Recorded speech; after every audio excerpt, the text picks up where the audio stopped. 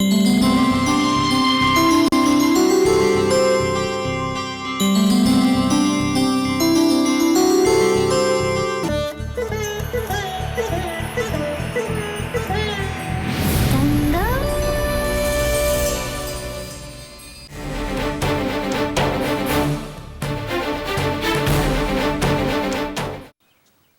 Plan எல்லாம் கங்காவை கவுக்குறது தான்.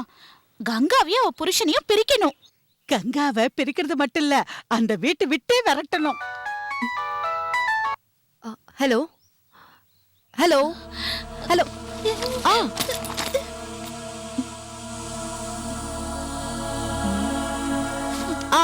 சரி, நான் அப்புறம் கால் பண்றேன். Okay, all right, by.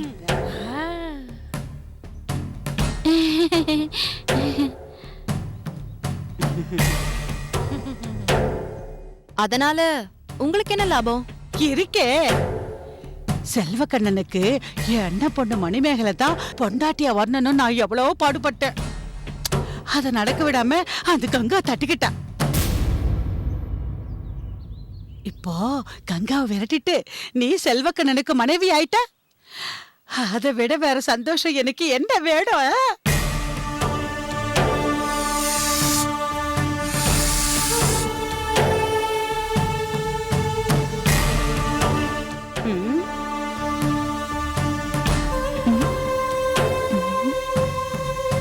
பாம்பு விடுறீங்களா? பாம்பு இப்ப ஏன் விளையாட்ட பாருங்க. கங்கா பாவம், அவங்க வாழ்க்கையை கெடுக்கிறது என் நோக்கம் இல்ல. இங்க பாரு வந்தனா, கங்காவுக்கு பாவ புண்ணியம் காட்டக்கூடாது. கங்கா நிம்மதி இல்லாம தூக்கம் கெட்டு அலையணும். கங்காவும் கலெக்டரும் எலியும் பொடியுமா மாறணும். அவளும் அவ குடும்பமும் ஒட்டுமொத்தமா ஊரை விட்டு போகணும். ஐயாவும் நாச்சியாரும் இருக்கிற வரைக்கும் அது நடக்குமா? அவங்கள பத்திலாம் கவலை இல்ல. ஐயாவுக்கு வயசாயிடுச்சு. நாச்சியாரத்தை ஒரு வெத்து வேட்டு, அவங்களால எதுவுமே செய்ய முடியாது. கங்காவை விரட்டும் போது எங்க வீட்டு கிளத்தையும் விரட்டணும். நான் உங்களை நம்ப முடியாது. நட்டாத்துல விட்டுட்டு போயிடுவீங்க. இந்த திட்டம் ஐயாவுக்கும் கலெக்டருக்கும் தெரிஞ்சா உங்க நிலைமை என்ன ஆகுறது? அது எப்படி வந்தனா தெரியும்? நாம சொன்னதானே தெரியும். நான் சொல்ல போறேனே. நீங்க இவ்ளோ நேரம் பேசினதெல்லாம் ஆதாரத்தோட நான் சொல்ல போறேன்.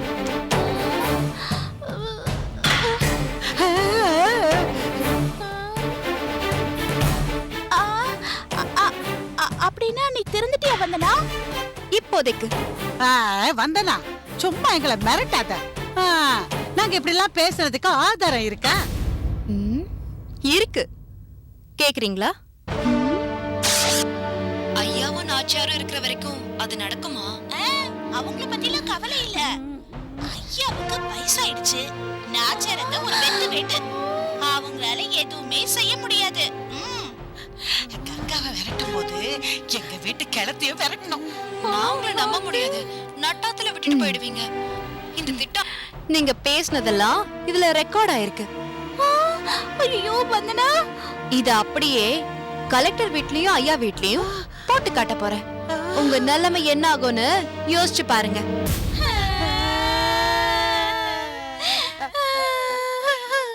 வந்தனா, எங்களை மன்னிச்சிடு. இது பாரு, நாங்கெல்லாம் படிக்காதவங்க, அறிவு கெட்டவங்க. நீ என்ன சொன்னாலும் நாங்க கேக்குறோம். நல்ல வேளை நான் எதுவும் அதிகமா பேசல. கொஞ்சமா பேசுறதுக்கு ஐயா கிட்டயும் நாச்சியார்கிட்டயும் சரிப்படி கிடைக்கும். வாங்கிக்க வேண்டியதுதான். வந்தனா, நான் உன் அம்மா மாதிரி காலில் விழுந்து கெஞ்சிறேன், என்ன விட்டுடுமா? நான் சொல்ற மாதிரி செஞ்சா விட்டுடுறேன். என்ன செய்யணும் சொல்லு. நீங்க 3 பேரும் மன்னிப்பு கடிதம் எழுதி கொடுக்கணும். மறுபடியும் மன்னிப்பு கடிதமா? வந்தனா, நீயே எழுது, நாங்கெல்லாம் கையெழுத்து போட்டுறோம். மேடம், நீங்க பேசுனது என் காதுல விழுந்தது. இந்தாங்க மேடம் பேப்பர் பேனா. Very smart boy. தேங்க்ஸ். சின்னப்பதாசன் இல்ல, நீ என்ன ஆசமா போவ? நீ மட்டும் எப்படி போவ? இந்தாங்க, இதுல 3 பேரும் கையெழுத்து போடுங்க. மேட்டர் நான் எழுதிக்கிறேன். கையெழுத்து போடுங்க.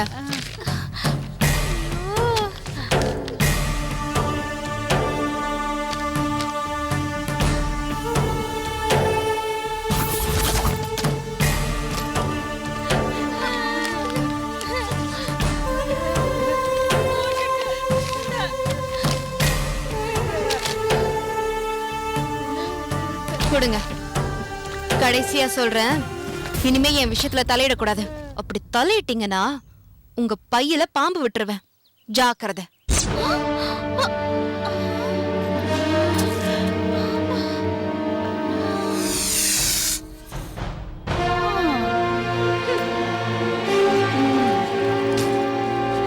மங்காக்கா கேட்டியா? இவ நமக்கு பாம்பு விட்டுருவாளாம். நாம அவ பேக்ல பாம்பு வச்சது தெரியாம நம்ம பேக்ல பாம்பு வச்சிருவாளா? ஐத்தியக்காரி. அக்கா, சுவிங்கம்ல மயக்க மருந்து வச்சு கொடுத்தவளுக்கு நம்மள தெருக்கூட்ட வச்சவளுக்கு சரியான பாடம் புகட்டணும்க்கா. அவ கொண்டு போற பாம்பு அவளை கடிச்சு ஒரு 10 நாளாவது அவ ஆஸ்பத்திரியில படுத்த படுக்கையில கிடக்கணும். அவ சாட்சி சொல்ல முடியாம எங்க அப்பா மேல போட்ட கேஸ் தள்ளுபடி ஆகணும். இதான் கைய ஆசை. இளவஞ்சி, அந்த மன்னிப்பு கடிதத்தை நினைச்சா எனக்கு பயமா இருக்கு. ஆட நீ வேற ராசமாக்கா, பாம்பு விட்டுருக்கோம்ல, பாம்புனா படையும் நடுங்குமா. இந்த வந்தனா உள்ளிப்பள்ளி நடுங்க மாட்டாளா என்ன? பாத்துக்கிட்டே இரு. பாம்பு மாதிரி சுருண்டு வந்து நம்ம கால்ல விழதான் போறா. போலாமா? போலாம். இளவஞ்சி,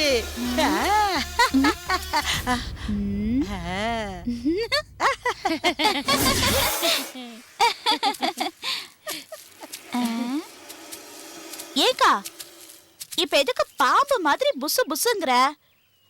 பெருமூச்செல்லாம் விடக்கூடாது, நல்லதில்ல. ஆமா, நான் எங்கடி பெருமூச்சு விட்டேன்? எப்படியோ நம்ம வந்த கரை வெற்றிகரமா முடிஞ்சிருச்சு.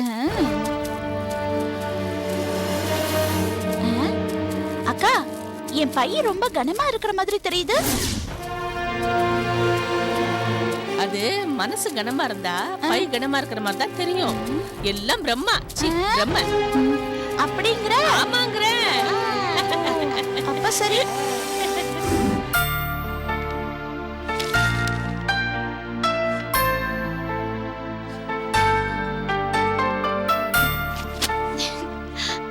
வாங்கக்கா. என்ன பண்ற? ஒழுங்கா படிக்கிறியா? படிக்கிறேன்க்கா. அம்மா எங்க? அம்மா, அக்கா வந்திருக்காங்க. கங்கா, நான் உன்னதான் எதிர்பார்த்துட்டு இருந்தேன். நீ வரலன்னு நானே உனக்கு ஃபோன் பண்ணியிருப்பேன். நான் கேள்விப்பட்டதெல்லாம் உண்மையா? உங்க மாமியார் ஃபோன் பண்ணி எல்லா விஷயத்தையும் சொன்னாங்க. இருந்தாலும் மாப்பிள்ளை இந்த விஷயத்துக்காக எல்லையம்மனுக்கு மிளகா அரைச்சு பூசுறதுக்கு நான் ஒத்துக்க மாட்டேன். அம்மா, எந்த சமாதானமும் சொல்லாத கங்கா. மாப்பிள்ளை சத்தியம் பண்ண நான் ஒத்துக்கவே மாட்டேன்.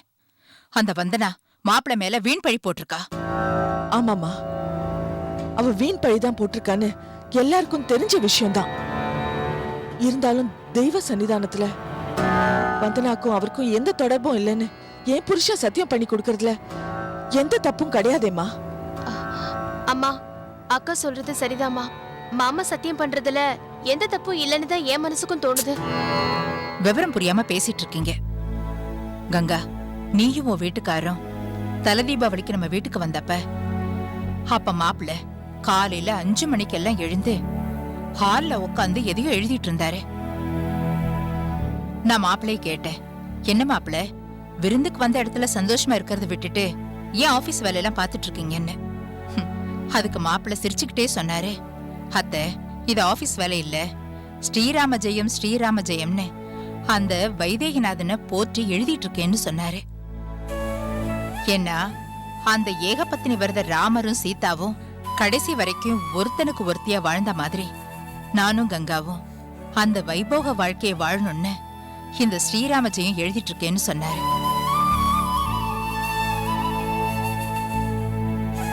அப்படிப்பட்ட உத்தம புருஷன் என் மாப்பிள்ளைய தேவையில்லாம இந்த ஊர் ஜனங்க முன்னாடி நிக்க வச்சு அவமானப்படுத்துறத நான் விரும்பல கங்கா. அம்மா, அந்த ஏக பத்னி விரத ராமனையே அந்த சூர்பனக்க வம்பு கிழித்து அவர்கிட்ட சவால் விட்டா. கடைசியா ராமர் அந்த சவாலை ஜெயிச்சு காட்டலையா? அதே மாதிரி இப்ப வந்தனா உங்க மாப்பிள்ளை கிட்ட சத்தியம்ன்ற சவால் விட்டுருக்கா. அவரும் அந்த சவாலை சந்திக்கிறதுல தப்பு இல்லையம்மா. இன்னைக்கு ஊர் உலகத்துல வந்தனா மாதிரி நிறைய பொம்பளைங்க இருக்காங்க. இன்னைக்கு இவ சத்தியம் பண்ண கூப்பிட்ட மாதிரி நாளைக்கு வேற யாராவது இதையே சாக்கா வச்சு இதே மாதிரி வம்புக்கு வந்தா நமக்கு தானமா அசிங்கம். அம்மா, அந்தஸ்தும் அதிகாரமும் இருக்கிறவங்களுக்கு இந்த மாதிரி இடைஞ்சல்கள்லாம் வருது சகஜம் தானே. அதெல்லாம் கடந்து தானேம்மா போய் ஆகணும். எது நடந்ததோ அது நன்மைக்கு, நடக்க போறதும் நன்மைக்குன்னு கீதை சொல்லுதுமா. ஒரு சத்தியத்தால நம்மளோட பிரச்சனை தீரும்னா அதை செய்யறது நமக்கு நன்மை தானேம்மா. இப்ப இந்த விஷயத்த கூட நீங்க சத்தியமா நினைக்காம அந்த எல்லையம்மனே எங்களை கூப்பிட்டதா நினைச்சு ஒத்துக்குங்கம்மா. சரிம்மா, ஐயாவும் பெரியம்மாவும் என்ன சொன்னாங்க? ஐயாவும் பெரியம்மாவும் இந்த விஷயத்தை கேள்விப்பட்ட உடனே வந்தனா மேல ரொம்ப கோவப்பட்டாங்க. அப்புறம் நானும் அவரும் அப்பா கிட்ட பேசி அவரை சமாதானப்படுத்தி மிளகா அரைச்சி பூச சம்மதம் வாங்கினோம். கங்கா, நீ எல்லையம்மா கூப்பிட்டான்னு சொன்னதுனாலயும் ஐயா இந்த விஷயத்துக்கு சம்மதிச்சதாலையும் நானும் இந்த விஷயத்துக்கு ஒத்துக்கிறேம்மா. சத்தியம் பண்ணதுக்கு அப்புறம் அந்த வந்தனை எதுவும் தொந்தரவு கொடுக்க மாட்டாளே? அவ ஒருவேளை சத்தியம் பண்ணதுக்கு அப்புறமும் எங்களுக்கு ஏதாவது தொல்லை கொடுக்கணும்னு நினைச்சா அதுக்கு உண்டான பலனை நிச்சயம் அவ அனுபவிப்பா.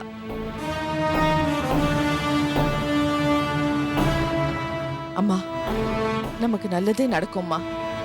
நீங்க யாரும் கவலைப்பட வேணாம். தர்மத்துக்கும் அதர்மத்துக்கும் யுத்தம் நடக்கும். கடைசியில தர்மம் தான் ஜெயிக்குங்கிறது இந்த உலக விதி. அதை யாராலையும் மாத்த முடியாது. அந்த வந்தனா எங்களுக்கு வச்சிருக்கிற அக்னி பரீட்சையில நானும் என் புருஷனும் ஜெயிக்கணும்னு ஆசீர்வாதம் பண்ணுங்கம்மா. கங்கா, உனக்கு எப்பவுமே தோல்வியே கிடையாது. நீ நல்லா யோசிச்சு பாரு. இது வரைக்கும் நீ ஒரு விஷயத்துல கூட தோத்ததே இல்ல. உன் படிப்பாகட்டும், உன் கல்யாணமாகட்டும், உத்தியோகமாகட்டும், சொந்த வாழ்க்கையாகட்டும், எப்பவுமே உனக்கு ஜெயந்தான் கங்கா. எல்லாத்திலயும் ஜெயிக்கிற நீ இந்த வந்தனா விஷயத்துல ஜெயிக்க மாட்ட. நீ கண்டிப்பா ஜெயிப்பம்மா. நீ ஐயா மக, ஜெயிக்க பிறந்தவ. சரிம்மா, உங்ககிட்ட பேசுனதுல எனக்கு கூடுதலா தென்பும் தைரியமும் வந்துருச்சு. நான் போயிட்டு வரேம்மா. வர வெள்ளிக்கிழமை எல்லையம்மன் கோவிலுக்கு வந்துருங்க. நானும் அவரை கூட்டிட்டு வந்துடுறேன். சாரு, நீ அம்மாவை கூட்டிட்டு வந்துடு. சரிக்கா. கங்கா, பார்த்து பத்திரமா போம்மா. சரிம்மா, நான் வரேன். வரேன் சாரு. சரிக்கா.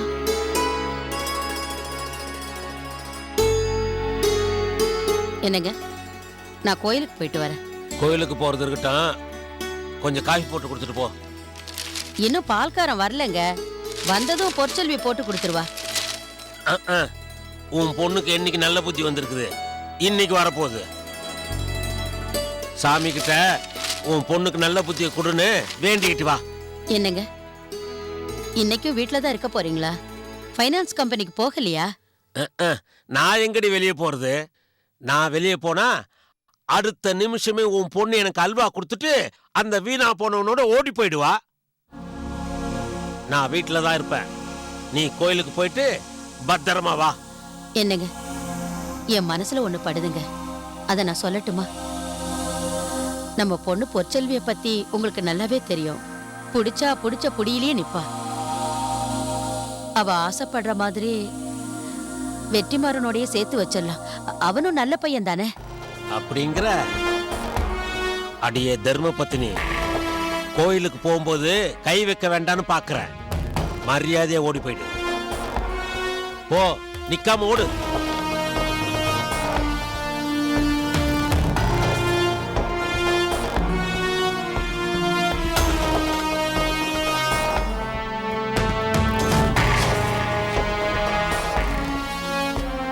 அப்பா, என்னதான் நீங்க காவல் காத்தாலும் நான் போறதுதான். உங்களுக்கு அல்வா கொடுக்கறது தான். அதுவும் சாதாரண அல்வா இல்ல, திருநெல்வேலி அல்வா. என் மன கவர்ந்த மணவாளன் வருவான், என்ன சிறையெடுப்பான். நாங்க 2 பேரும் அப்படியே பறந்து போவோம். நீங்க பாத்துக்கிட்டே இருங்க. மவள, வீணா கற்பனை பண்ணாத. உன் கழுத்துல தாலி கட்ட போறது தீபக் தான். என் கழுத்துல தாலி கட்ட நினைக்கிற அந்த தீபக் பையன் ஒரு மானம் கெட்டவன், வெக்கம் கெட்டவன், ரோஷம் கெட்டவன். அவனுக்கு சுளுக்கு எடுத்தாதான் சரியா வரும். அடுத்தது அவனுக்கு தான் இருக்கு. ஓங்கி ஒரே குத்து மொத்தமா சாச்சிடுறேன்.